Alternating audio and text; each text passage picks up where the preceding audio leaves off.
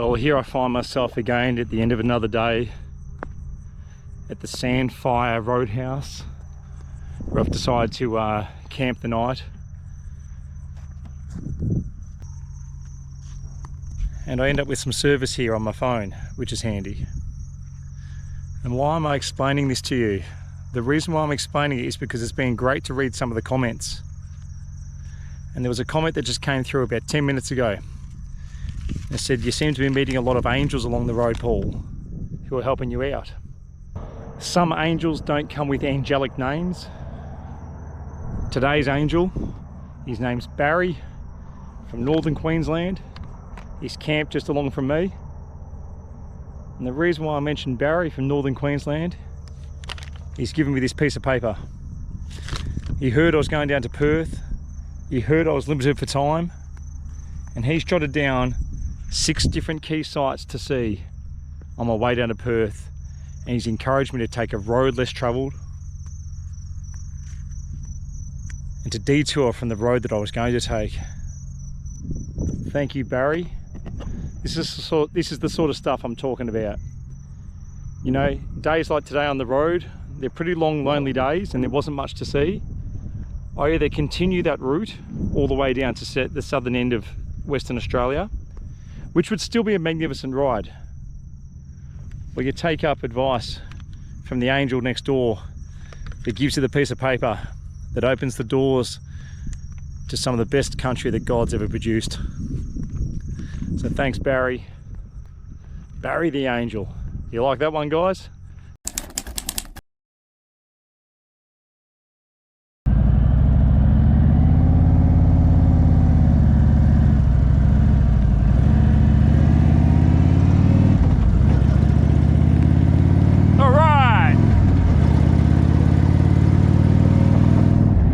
In the morning, just watched the sunrise. Beautiful. And a little bit of a twist today. I'm taking a different route. After my discussions last night, I'm taking a different route to get down to Perth. But it sounds like the scenery is going to be much better than yesterday. But in the meantime, let's get to Port Hedland. Let's see what Western Australia has to offer today.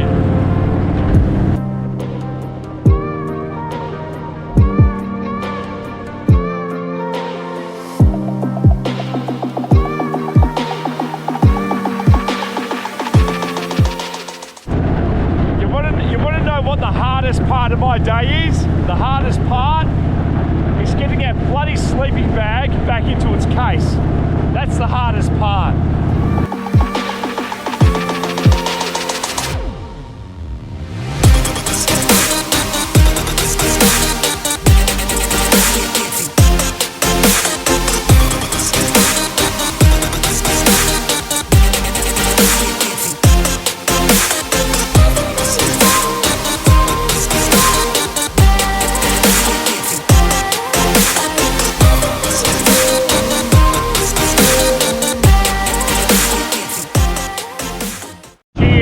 Away from civilization.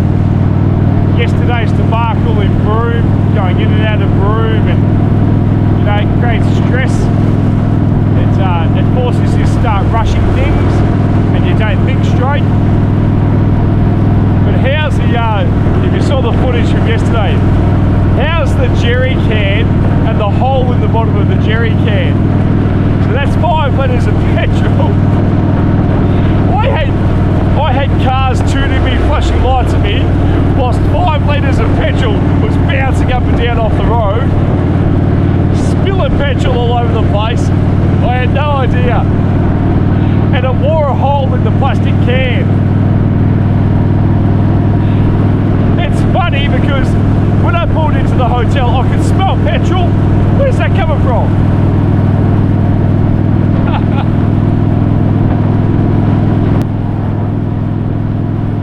Switched on, Paul, you switched on.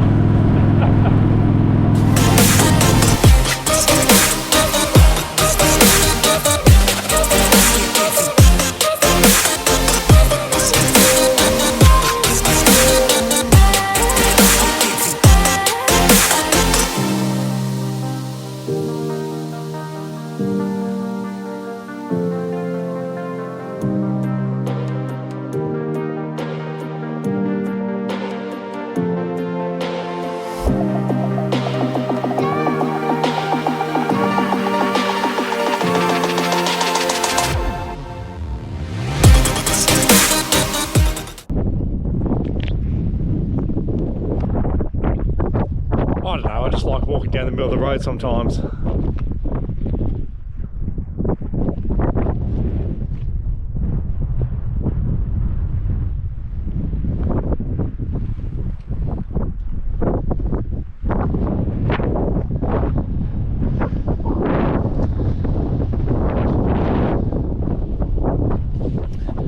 Quick tyre check. Let's check these tyres out and the rest of the bike.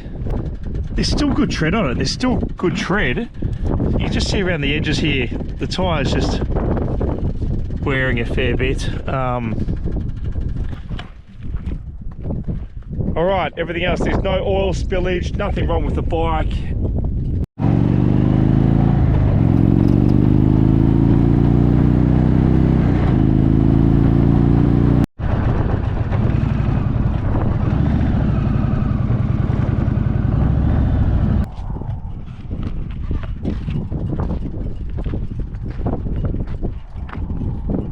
Yeah, I just thought I'd reiterate what this is all about, and that is that this started off as a ride to get out of Victoria, that then evolved into a ride that went to Queensland, and the journey sort of evolved from there. A good mate of mine up in Cairns was encouraging me to sort of keep going and keep travelling around Australia, and I thought that was crazy at the time, but then I thought, well, why not? So that's why this started off as the unplanned journey, because some people will spend weeks, months and years even trying to map out what they're going to do and where they're going to go and how they're going to do it. I've never lived like that. Every time I've travelled, I've always just jumped on a plane, or I've just gone for it. And that's what this is all about, and that's why I called it the unplanned journey. Each leg, like this leg right now, I don't know where I'm going. I loosely know where I'm going, but I don't know where I'm going to end up. And all I'll say is that, you know, don't be afraid of just getting out there and just attacking it that way, because you'll work it out. It's not that difficult. And the reason why I started doing the videos from day one was not because of YouTube. It had nothing to do with YouTube at all, or any form of social media. I was doing it so that I could reflect upon this in 5, 10, 20 years time and be able to have a record of this event, to be able to just, you know, look back and smile and laugh and watch myself be a goose. I'm sort of cowering behind the motorbike here because I'm stuck in a bit of a crosswind, but yeah, look, the way that I've approached this isn't perfect, but that's how I like it. It's raw, it's real, and I think there's a swell of people all over the world who would rather watch something real and support something real. And Paul, when you're watching this in 20 years time, here you were on the side of the road in Western Australia, watching the world go by, and mate, you had a crack. Look back and laugh at this.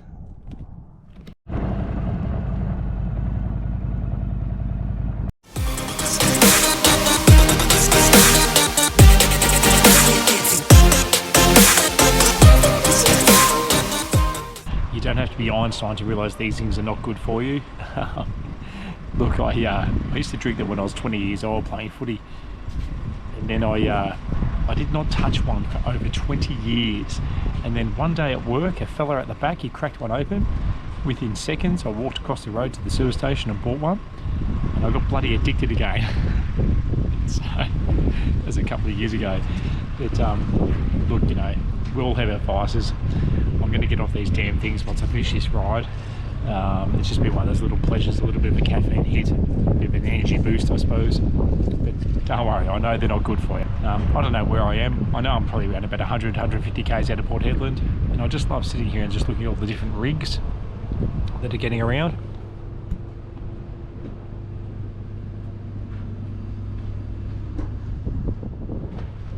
Watching all the setups roll in and roll out. There was a Mercedes-Benz van here before. Gee, they look great, those things, where it's just all set up, the camper in the back, and the bedroom on board and kitchen and everything, and you just drive around with the one rig. I reckon that's really cool. Cheers to rotten teeth and bad health.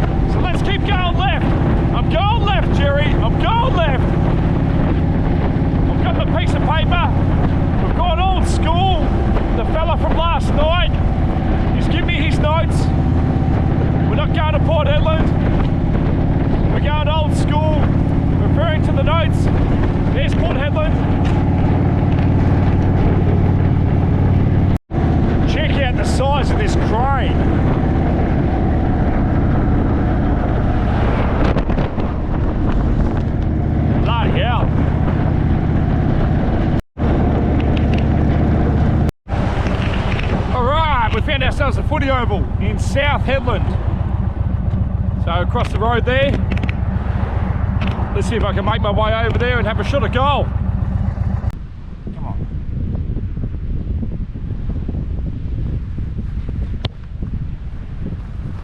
Oh, it's just snuck through.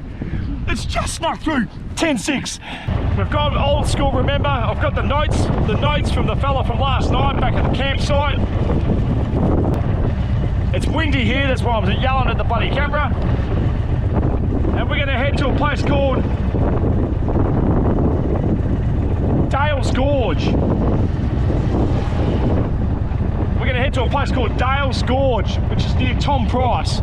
So I don't know these areas, but another angel looking out for me has given me some directions on a piece of paper. I love it. I love it.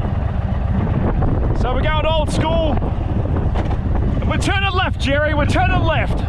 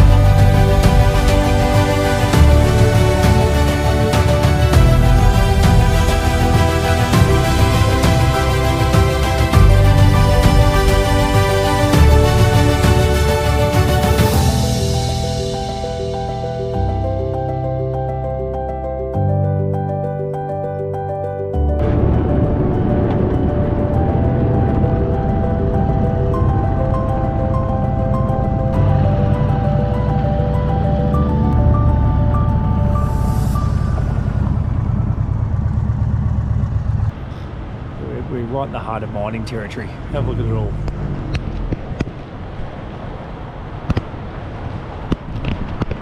It's just hard working territory here.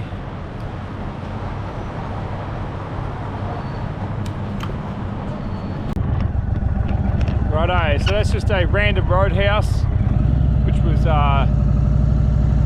was needed because I did need fuel. So this is this road here is the road to Tom Price, which is a big mining town, but it's the unsealed road. I'm trying to work out whether I'll go to Tom Price tonight or to the gorge.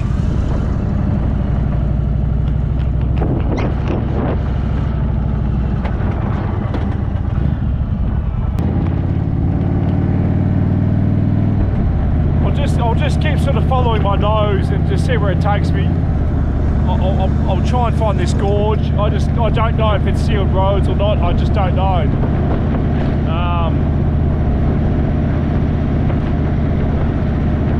We'll see what happens, eh?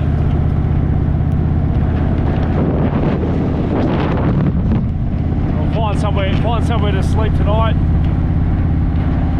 I'm sure I'll find somewhere.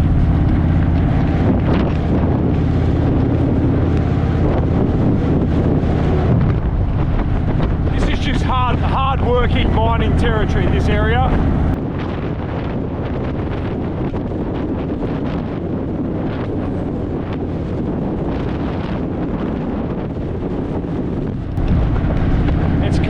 It's kind of the backbone of Australia, this area, you know, in terms of what it provides us.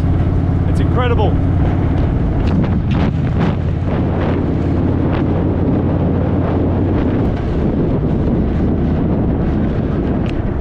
Have a look at the size of this thing.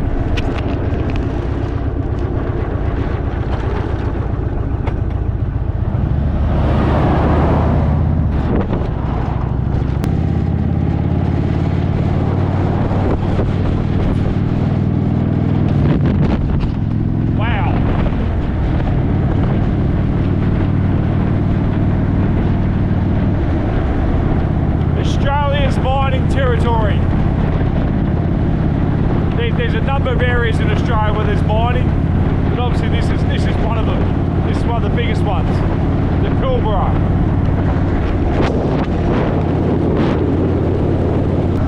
The further south I go, the cooler it's getting. Like it's now 3 o'clock, the sun's going down, but it's definitely cooler than the last 3 or 4 days.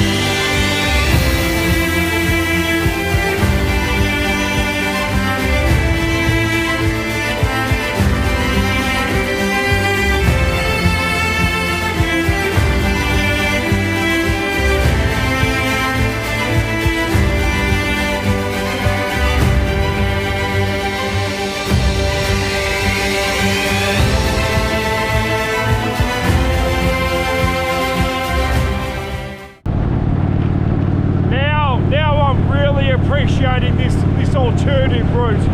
I'm really glad I've done this now. This is beautiful. I'm really engulfed. I'm engulfed by all this. It's hard to capture on the camera. I'm just being so small on the motorbike. You're just surrounded by it all. It wraps itself around you. It's incredible.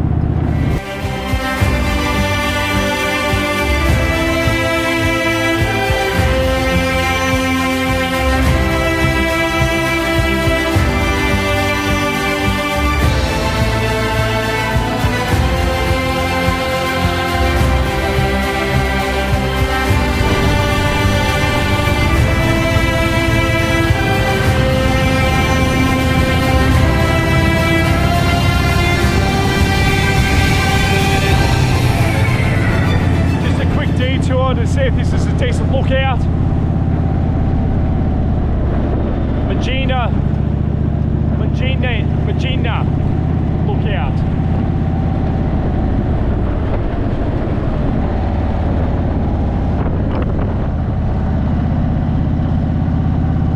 Oh, there's a whole bunch of caravans here.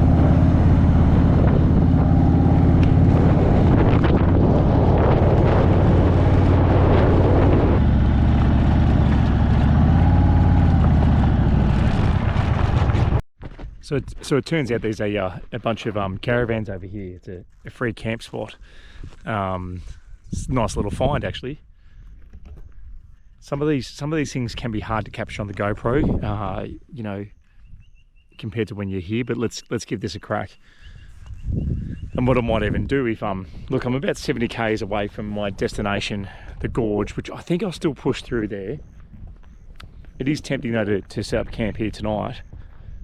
So there's a number of ways you can camp obviously around Australia. You can camp for free like this, which I've done a couple of times, or you can you know, pay you between 15 and, well, last night was $12.50, between $12.50 and up to $50 for an unpowered site. Have a look at this.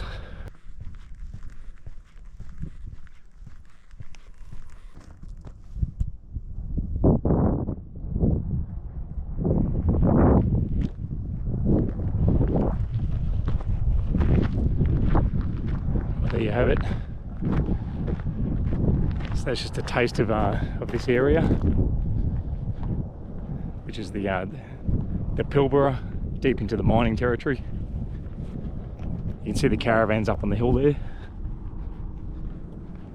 Just the little specks of white.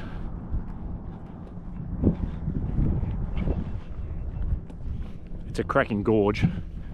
So look, I'm a little bit sort of sketchy as to where I am at the moment. When I say where I am, I know based on the map that I'm taking a bit of a sweeping curve through central Western Australia to get to Perth. I'm probably going to jut back across to the highway, which is another, I think it's another 900 k's or so tomorrow to do that. But we'll just see how I go. As I say in each video, I don't know where I'm going to land. I have no intention of landing here tonight, but it's an option. But what I'll do is I'm going to take old mate's advice last night from the camp. I'm going to push forward another 70 k's and see what this gorge looks like. Worst case scenario, I can always backtrack here and stay here tonight if I have to. I was just saying before about the free camping versus paid camping. Really, the major difference between the two is having a shower. That's really what it comes down to. And look, and the paid sites, usually you get a nice patch of grass. Although last night I was just on the red dirt. Not red sand, it was more red dirt. So it's a bit rough. But it's fine. So yeah, look, I've got myself a packet of chips again for dinner. I'm going well. It's just the way it is. I'm not too stressed.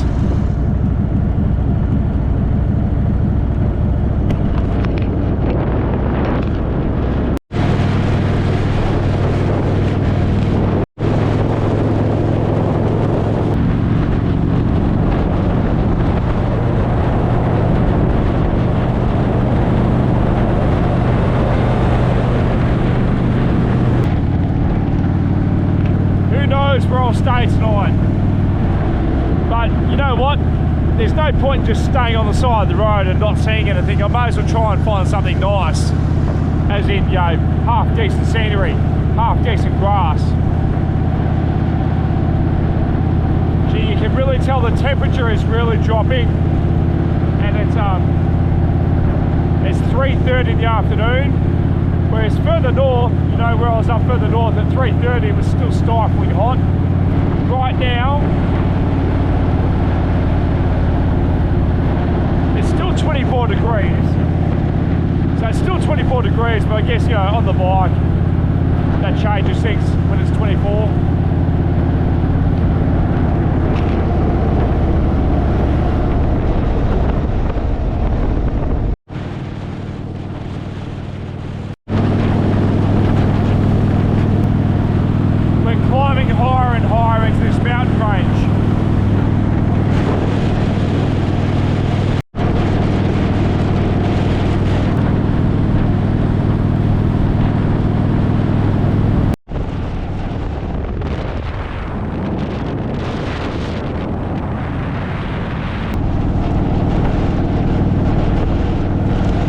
this mountain range. It's sort of following me the whole way in.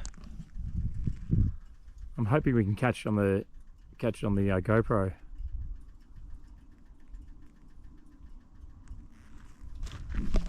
Sort of picture, you know, a hike that would start from one end along the crest to the other. So I'll try and find this campsite and we'll call it a day. Okay, we found Dale's Gorge.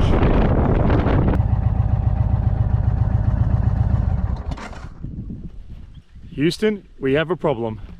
Campground fully booked. Yeah. Okay.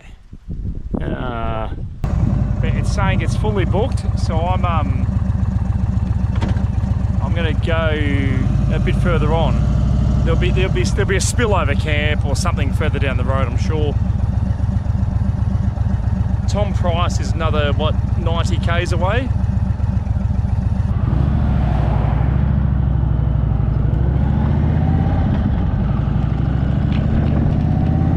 Oh well, Tom Price it is. Okay, that gorge might have been beautiful, who knows, but if you don't know, you don't know, do you? I can find out next time. I'll bring the four-wheel drive and have a look.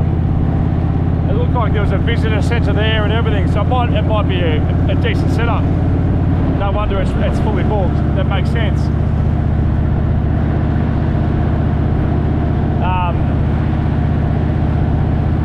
The day's getting quite. The sun's getting quite low in the sky. But I'll roll on another hour, go another 100 kilometres. We'll find something.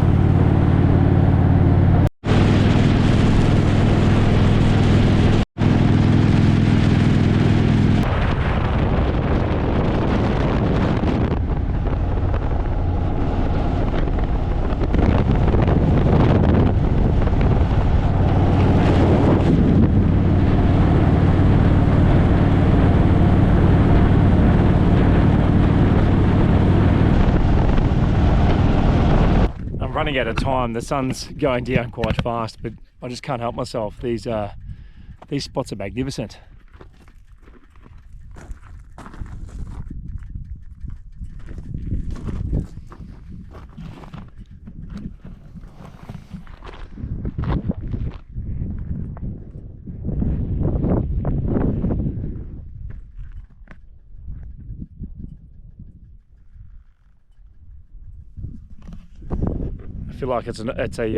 I feel like it's a photo opportunity.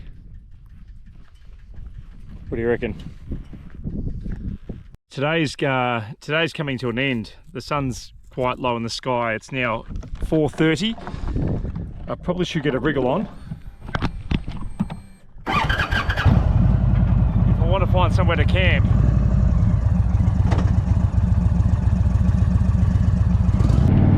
It always works out somehow.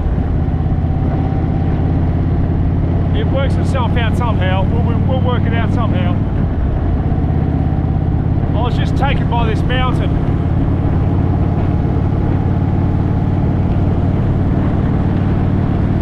Righto, let's go.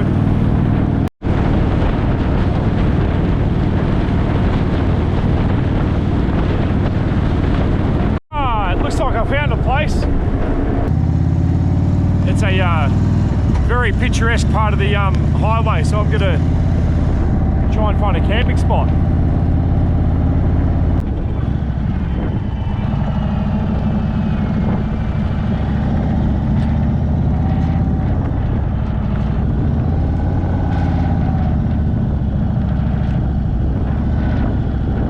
Okay, it looks like this is me for the night. So there's two other caravans here, which is okay. There's a bunch of caravans further up there, but I can't get down that road. It's well, I probably can. It's just the corrugations. I can't be bothered with it right now. So it's a bit rocky.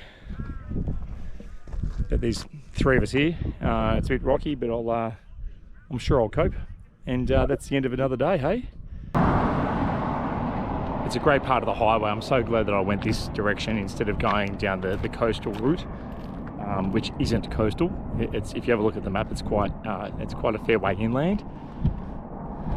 So this is where I am. I'll be heading to Tom Price tomorrow, which is a big mining town, and I'll be heading back to the M1, so back to the main highway. So I've just done a big loop. Look, I'm guessing it's about the same sort of distance if I had gone down the coastal region, but so I haven't saved any time or gained any time or anything like that, but that's not what it's about. It was about trying to capture some of this sort of scenery and getting into the heart of Western Australia. Oh well, Paul, you've arrived, you're alive, that's important, and you've had another successful day. Big day tomorrow, so if I get across to the main highway tomorrow, so back on the coastal highway tomorrow, I think I'm up for around about between 800 and 900 Ks, but that's okay. I'll get up early and maybe get up early enough to see the sunrise when I'm on the road. I've also, those bloody tent pegs, this West Australian dirt is hard as a rock. So another great day.